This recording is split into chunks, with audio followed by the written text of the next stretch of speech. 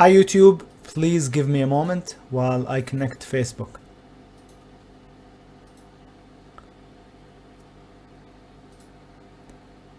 And we should be live on Facebook. Hi everybody, welcome to the Strategic Swing Trader. I am Sami Abusad, Director of Education at T3 Live. Hope you're doing well.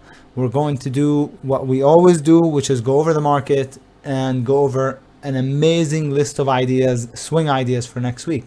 Before we start, as always, a standard required disclaimer to let you know that trading is risky and that whatever we discuss is for educational purposes only.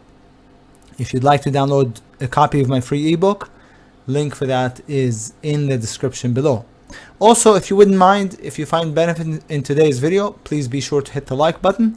And if you have any questions, email us info@t3live.com. Again, info@t3live.com. Okay, here we go. The market is all out bullish. At the moment, it's all out bullish. Okay, that's the Qs, that's the SPY. I know the IWM is actually bearish. And we actually have a bearish setup like to play short on the IWM. But as we saw in 2021, so not last year, but the year before, I think the SPY went up 27% and the IWM was like flat on the year. So, so it depends what you consider the market, because if you consider the IWM to be the market, then it isn't bullish. But I normally look at the Qs, which is the top 100 companies in the Nasdaq, and the SPY, which is the tracking ETF for the top 500 companies we have in the country, the S&P 500. So that's kind of what I consider the market. We do have a difficult monthly chart still, so I don't know how long that bullishness that we see is gonna last, honestly. I mean, that's not a pretty picture at all. That's not a bullish picture either. Q is a bit more bullish, but similar picture, and the IWM is all out bearish. So that's the main problem for me. It's not so much the divergence between the S&P 500 and the Russell 2000. It's more so the fact that the monthly chart on all three indices is pretty difficult. In fact, it's, you could almost say bearish. Okay, so that's the issue, but otherwise the market at the moment is pretty darn bullish. Okay, so I'll stay bullish unless and until proven otherwise. So let's take a look now at the swing ideas that I have for next week. AQN. I like to disclose when I'm in a play. Sometimes I forget, but 9 out of 10 times I don't. I'm in it already, and it's in an open position in the newsletter. I'm putting it on the list actually just for you, because I like it a lot. Over 866 or so, stop under 827, target about $10. So it looks nice, but it does need to break out above 865 or so. Okay, that's the AQN. ASND had a very large gap down, and a lot of times I play the big gap downs long. Here's an example.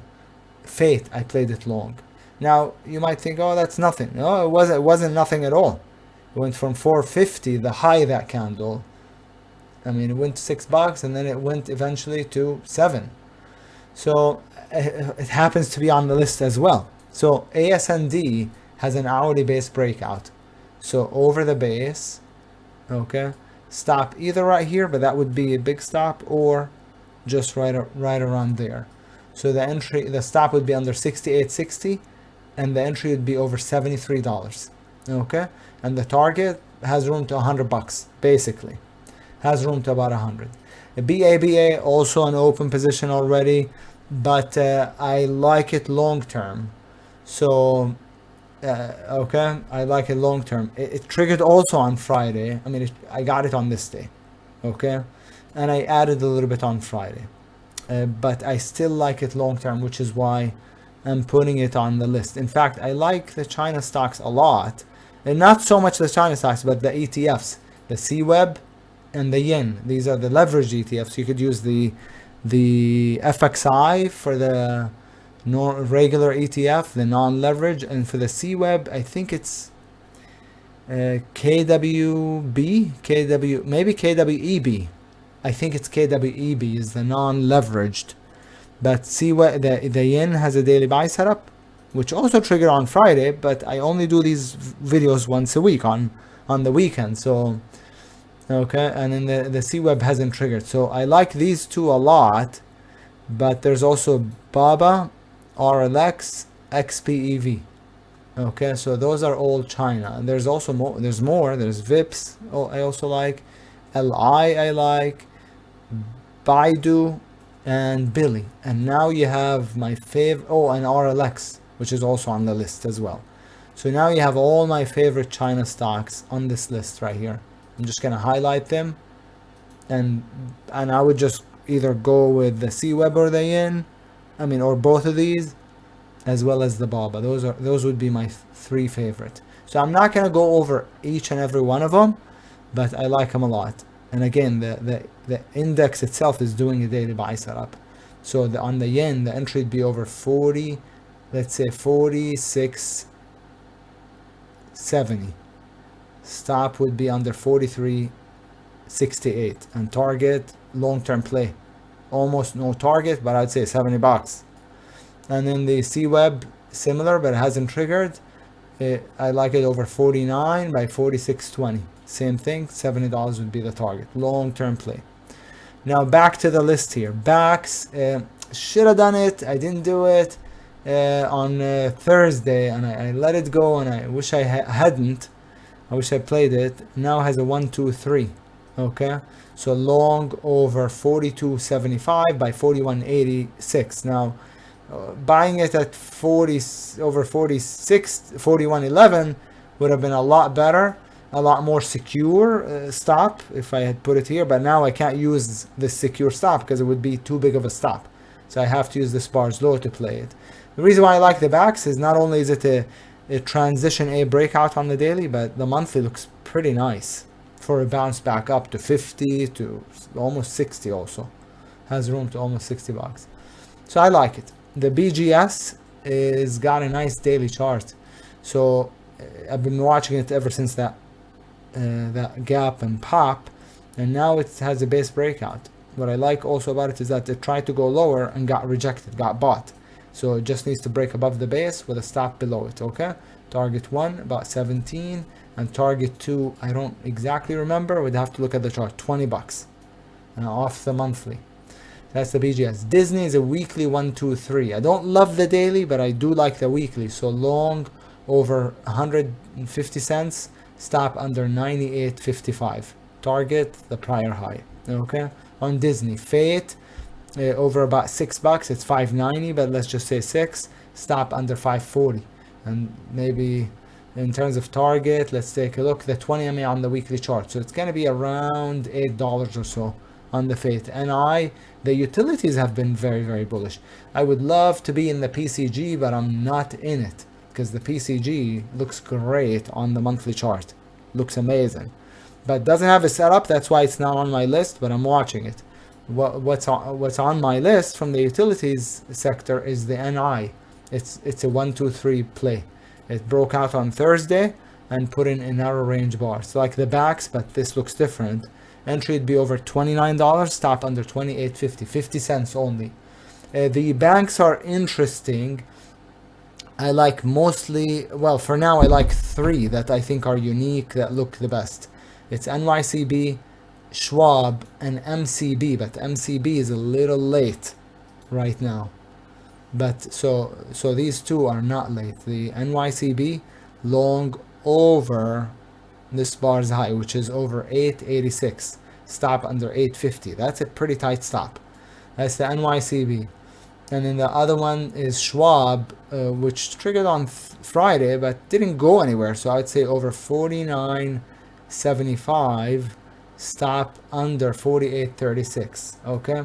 Now the BNKU is the leverage ETF for the medium-sized banks. It's pretty tough. DPST leverage ETF for the regional bank. Pretty difficult, but they might have bottomed. They triple bottomed. But I don't know if that bottom is going to hold, because the 20 caught up. Whenever they bottom after a big sell-off, and if they're extended, then you would expect to get a bounce. But when they try to bottom after the declining 20 MA catches up, that's tough. So we'll see. Next on the list is PHG, which doesn't look good on the daily until you look at the weekly. It's an ADR, but it's got a beautiful weekly 1, 2, 3. So over last week's high, stop under last week's low, and has a ton of room. Has a lot of room. A WULF, I was in it actually, but I got trailed out. I was gonna say I got trailed out, but I really just sold it. I like it over 105. Stop under 88 cents. It's a weekly breakout, so it looks decent. Okay, it's not perfect, but it looks okay. The YINN, the CWEB, we talked about. XPEV, we didn't talk about it. It's Chinese over 1040. Stop under 980. Okay, RLX is a weekly breakout, so over 311, I think. Stop under 270, and target plenty of room, at least to 550. Okay, and then these are some additional China stocks, but I would personally go with the ETFs.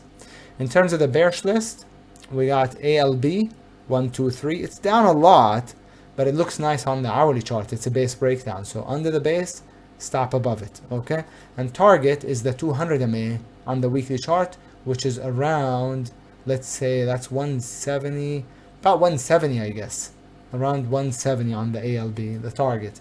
AYI is a daily 1, 2, 3, 4. So you have the igniting bar, you have a couple of inside bars, so we need to break under 157.73.